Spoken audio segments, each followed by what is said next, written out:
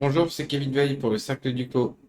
Alors, je devais faire la suite de la vidéo sur la question des gauchistes, qui ressemble grosso modo à la pause auquel vous allez avoir droit ce matin sur la question des ethno-racialistes.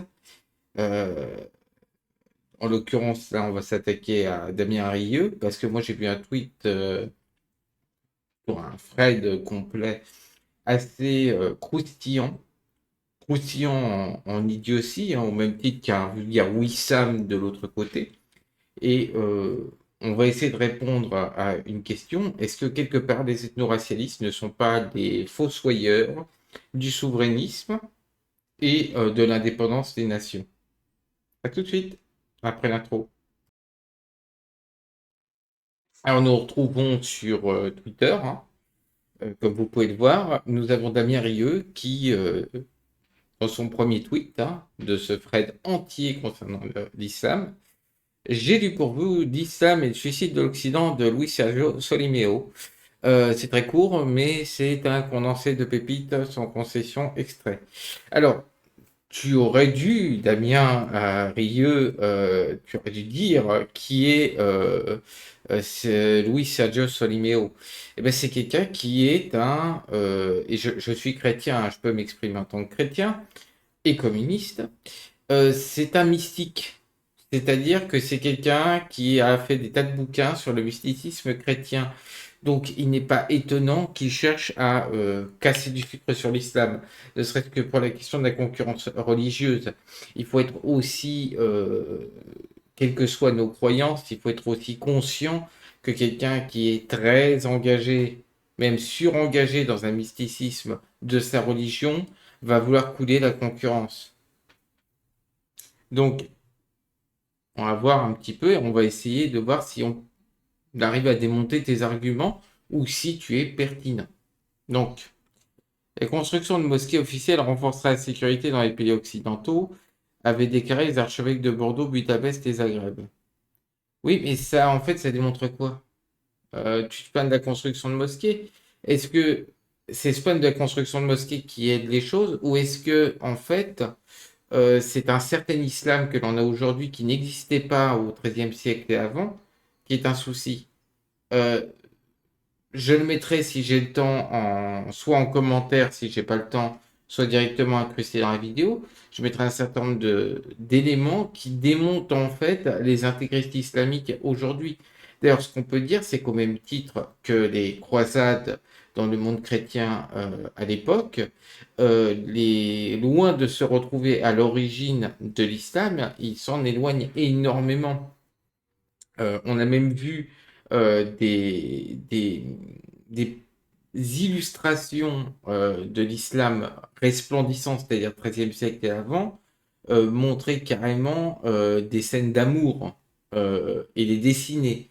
Donc, en fait, l'histoire avec le dessin, la musique, etc., en sachant qu'il y a des musiques et des instruments dans la tradition islamique, etc., dire qu'elles étaient interdites comme le prétendent les pires intégristes musulmans est une tartufferie. En fait, c'est parce qu'ils ne reconnaissent pas leur propre histoire. Et d'ailleurs, ils se sont désengagés de leur propre histoire. Faut bien le comprendre. Ils s'en sont complètement désengagés. Et grand remplacement comment? Avec un islam à l'islam actuel? C'est une blague, il n'y a plus de civilisation islamique. Les reliquats de civilisation islamique, on peut les retrouver un petit peu en Iran et encore, sur le fait qu'ils soient perses de fond. Il n'y a jamais eu de musulmanie dans le monde, il n'y en aura visiblement jamais. Et au-delà du texte et des trucs de racaille, actuellement, il reste quoi, en fait? Il reste quoi de cet islam resplendissant civilisationnel du XIIIe siècle et d'avant? Bah, vraiment plus grand-chose. Donc, grand remplacement vers quoi? Même si ils y arrivaient au niveau démographique, mais ils seraient obligés de toute façon de rebondir sur l'occidentalisme. Donc ça marchera pas en fait leur truc. D'ailleurs, les gens immigrés de longue date en Occident, euh, bah, à part baragouiner quelques mots d'arabe et dire voilà je mange halal Sachant que le halal est quelque chose qui a un rapport avec le commerce, etc. toujours, donc très éloigné en fait des trois religions du livre. Et toutes les modes vestimentaires qui vont avec, c'est juste une façon de mimer le consumérisme imposé par le capitalisme, en fait.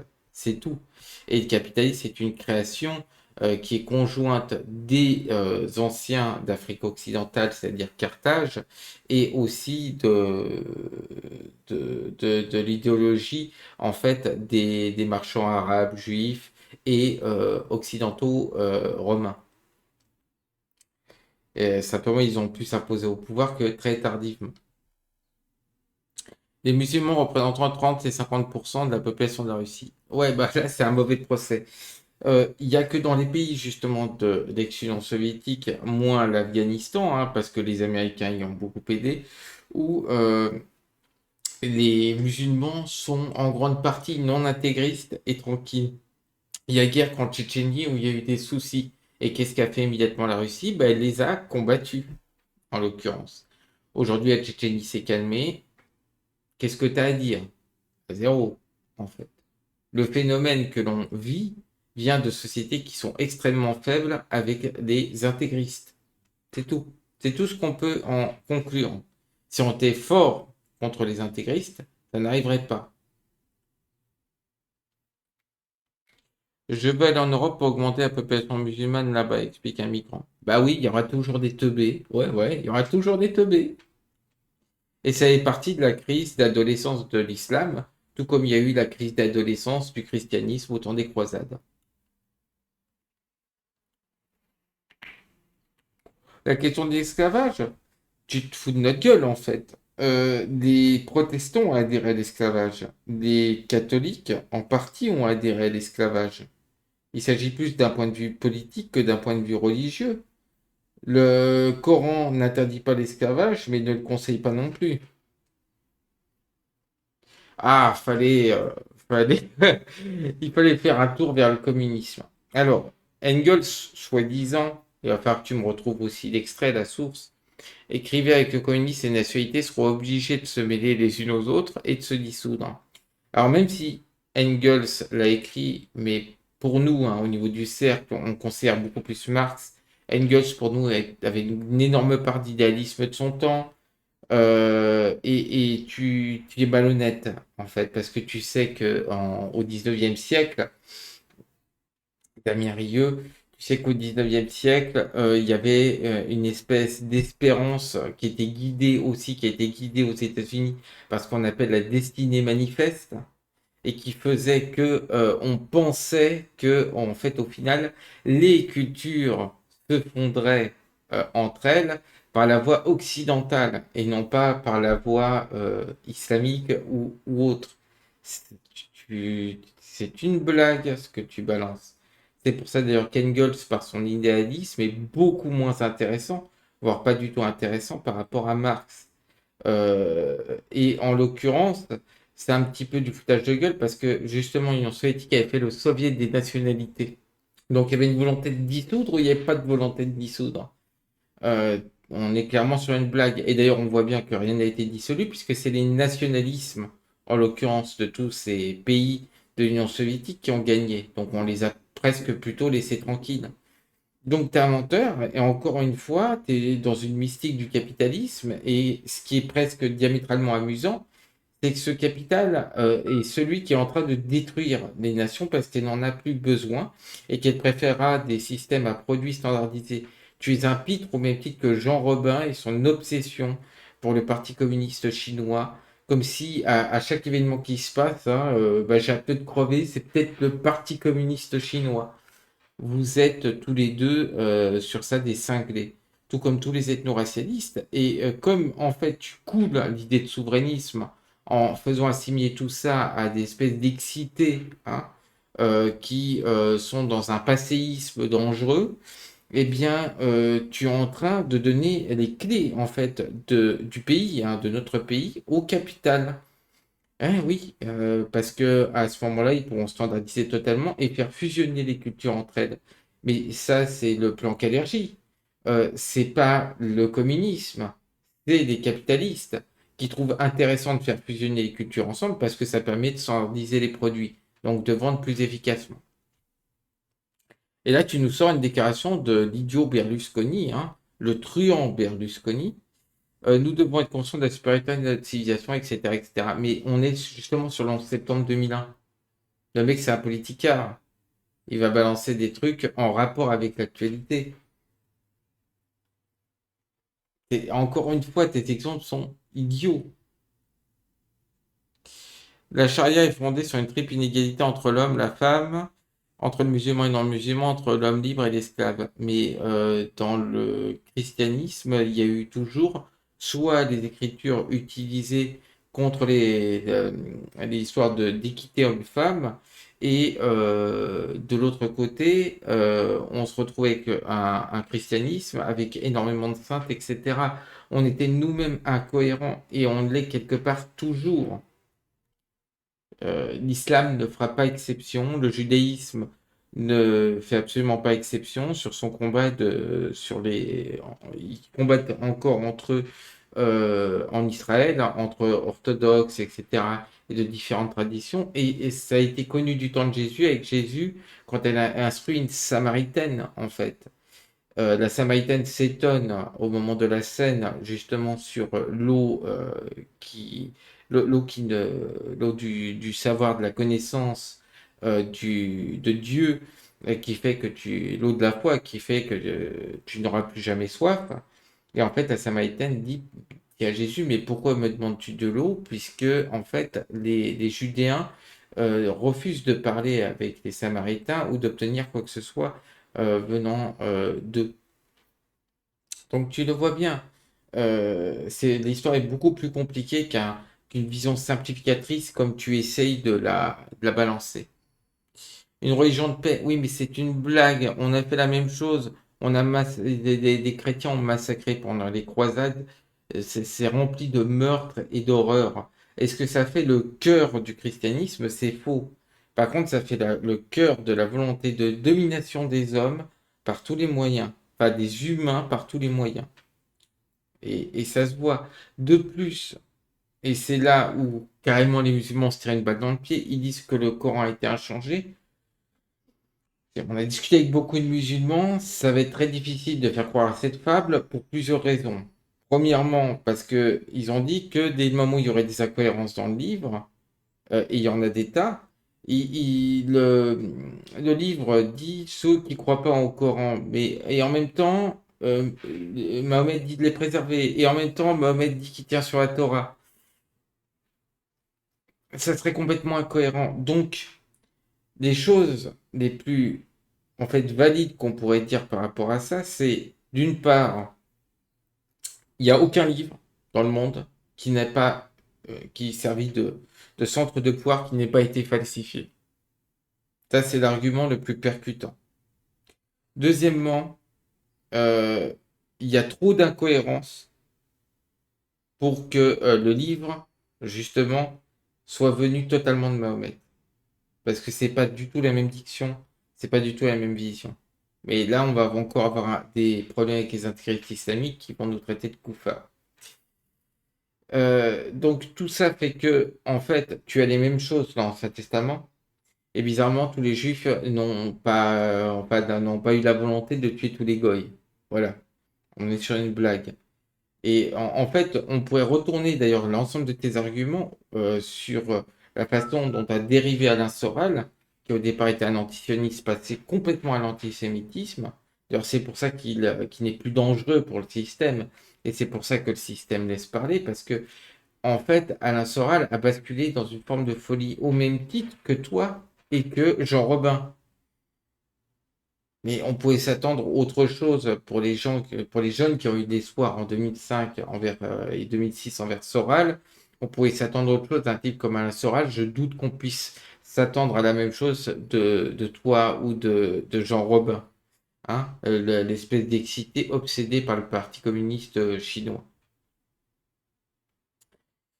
Alors là, tu nous déclares la vie de Mohamed, mais en même temps, tu omets quelque chose. Tu omets qu'au départ, ils ont été combattus à peu près par tout le monde. Ah oui, les débuts de l'islam ont été sanglants. Et c'est pas les musulmans qui ont provoqué en premier. Ça n'excuse pas les guerres de conquête, mais c'était à l'époque c'était normal de chercher à conquérir son voisin. L'Occident l'a fait de la même façon. Alors, vous voyez, ça c'est une phrase bateau. Nous réaffirmons également notre conviction il n'y a pas de paix dans le monde sans l'application des principes de l'islam. Alors, ou ça peut vouloir dire que les principes de l'islam sont bons et dans ce cas-là, ils prônent la paix et que ce serait mieux que les pays musulmans les appliquent au lieu d'appliquer une version falsifiée par les intégristes et l'État islamique.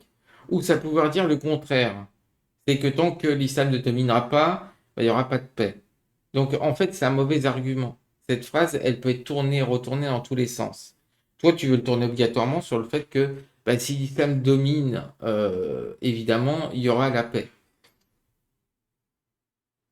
Le 14 août 1480, une flotte ottomane prit d'assaut la ville italienne d'Otrante.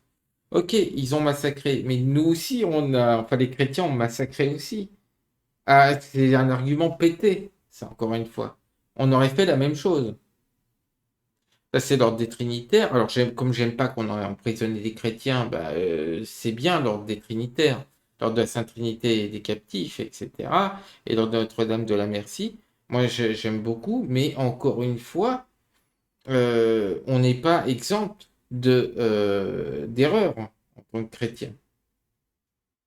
Donc, fais ton autocritique. Si tu mets ça en avant, mets en avant aussi ce qui te concerne. Et là, je suis désolé, tu es un malhonnête. Et la malhonnêteté, ben, c'est pas très chrétien non plus.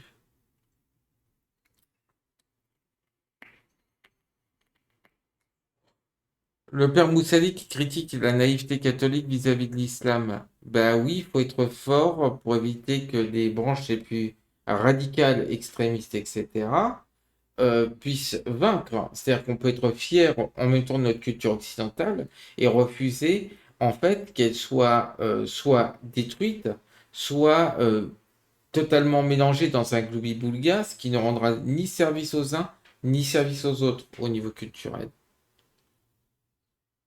L'islam et Hitler, c'est connu, mais on pourrait parler du Vatican et Hitler aussi.